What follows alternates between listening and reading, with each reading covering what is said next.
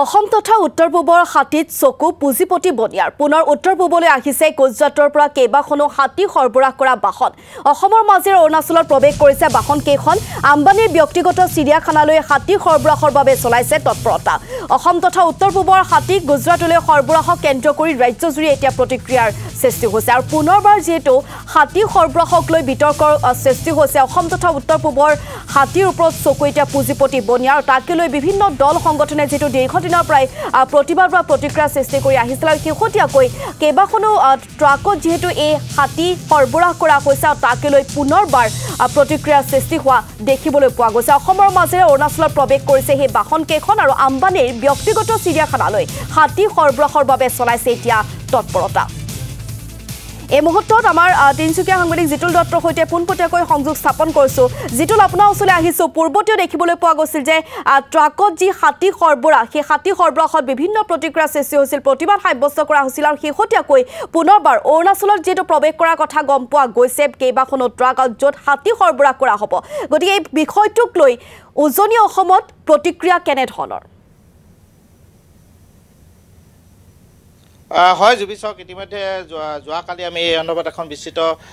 বাতৰি সম্প্ৰচাৰ কৰিছিলোঁ আৰু এই বাতৰিক লৈ বিভিন্ন দল সংগঠনৰ প্ৰতিক্ৰিয়া অব্যাহত আছে বিশেষকৈ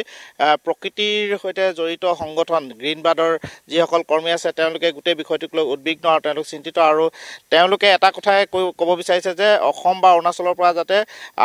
হাতীসমূহ নিব নোৱাৰে তাৰ কাৰণে যিকোনো প্ৰচেষ্টা তেওঁলোকে হাতত ল'বলৈ বদ্ধপৰিকৰ এই মুহূৰ্তত গ্ৰীণবাৰ্ডৰ কৰ্মী তথা প্ৰকৃতি কৰ্মী দেৱজিৎ মান মোৰ সৈতে আছে তেখেতে গোটেই বিষয়বস্তুৰ সৈতে জড়িত হৈ আছে তেওঁ গোটেই বিষয়বস্তুটোৰ ওপৰত দৃষ্টি নিবদ্ধ ৰাখিছে গতিকে মই আপোনাৰ পৰা জানিবলৈ বিচাৰিম যিটো হাতী সৰবৰাহৰ যিটো প্ৰক্ৰিয়া চলি আছে আজি কিছু বছৰৰ পৰা শেহতীয়াকৈ 33টা হাতী নিবৰ কাৰণে তৎপৰ হৈছে গুজৰাটৰ এটা বণিক গোষ্ঠী কি ক'ব এই মুহূৰ্তত হয় এইটো এটা অতি দুখৰ খবৰ আজি আচলতে আজি বহুত বছৰ ধৰি আজি 7-8 বছৰ ধৰি পেলাই এই অবৈধ যি হাতী বেহা হৈ আছে আৰু আমাৰ বহিৰাজ্যলৈ হাতী গৈ আছে গুজৰাটলৈ হাতী গৈ আছে আৰু এই ক্ষেত্ৰত আমি প্ৰত্যেক দিনা আমি মাত মাতি আহিছোঁ আৰু আজিও আমি মাত মাতিছোঁ আৰু ৰিচেণ্ট আমি আজি 3 দিনৰ আগতে গাড়ী কেইখনমান দেখিলোঁ যে ৰেস্কিউ এম্বুলেন্স কেইখন আহিলে অসমৰ হৈ পেলাই পাছিঘাট হৈ পেলাই তেওঁলোকে এতিয়া অৰুণাচললৈ গৈছে আৰু অৰুণাচলত গৈ পেলাই তেওঁলোকে হাতীখিনি আনিব আৰু ইতিমধ্যে আমি খবৰ পাইছোঁ যে এতিয়া বৰ্তমান 33টাকৈ হাতী লৈ যাব আৰু হাতী লৈ যোৱাটো আচলতে অৰুণাচলৰ বুলি দেখুওৱা হয় আচলতে হাতীখিনি অসমৰে হয় অসমৰ হাতী হয় কিন্তু অৰুণাচলত গৈ পেলাই অবৈধভাৱে নথি পত্ৰ বনাই পেলাই তেওঁলোকে এটা মানে সকলোকে এটা কম্প্ৰমাইজ কৰি পেলাই এটা মানে কৰি পেলাই তেওঁলোকে এই হাতীখিনি বহিৰাজ্যলৈ লৈ যায় আচলতে বহুতে নাজানে যে হাতী কাৰবাৰটো কেনেকুৱা হয় আচলতে আমাৰ অতীজত আমাৰ মৰাণ কমিটিৰ লোকসকলে কি হৈছিলে হাতী তেওঁলোকে পুহিছিলে তেওঁলোকে বিভিন্ন কাৰণত ব্যৱহাৰ কৰিছিলে হয়তো তেওঁলোকে হাবি যাবৰ কাৰণে বা এটা ধৰ্মীয় এটা সংস্কৃতি আছিলে এতিয়া বৰ্তমান কি হৈছে এই মানুহবিলাকক মই জনাত তেনেকুৱা আমাৰ মানুহবিলাকক ব্যৱহাৰ কৰা হৈছে আচলতে জংঘলত যেতিয়া হাতী এটা পোৱালি দিয়া হয় সেই হাতী পোৱালিটো যেতিয়া দিয়া হয় কিছুমান ইনফৰ্মাৰ থাকে এই ইনফৰ্মাৰবিলাকে যে হাতী পোৱালি দিলে বুলি কয় আৰু তেতিয়া আমাৰ যিবিলাক কিছুমান ধৰক মানে মানুহ থাকে ধৰক মানে আমাৰ যিবিলাক ধৰক হাতী যেনিবা হাতীৰ মালিক হয় সেই হাতী মালিকবিলাকক লৈ যোৱা হয় জংঘলত আৰু তাৰপৰা হাতী পোৱালিটো মানে তাৰপৰা মানে লৈ অনা হয় লৈ আনি পেলাই শিকোৱা হয় আৰু শিকাই পেলাই কি হয় এই হাতীটো তেওঁলোকে কি কৰে তেওঁলোকে মানে শিকোৱাৰ পিছত এই হাতীটো মানে তেওঁলোকে বাহিৰলৈ এইটো বস্তুটো প্ৰেৰণ কৰে আচলতে আমাৰ মৰাণ কমিটি বা কিছুমান মানুহক মানে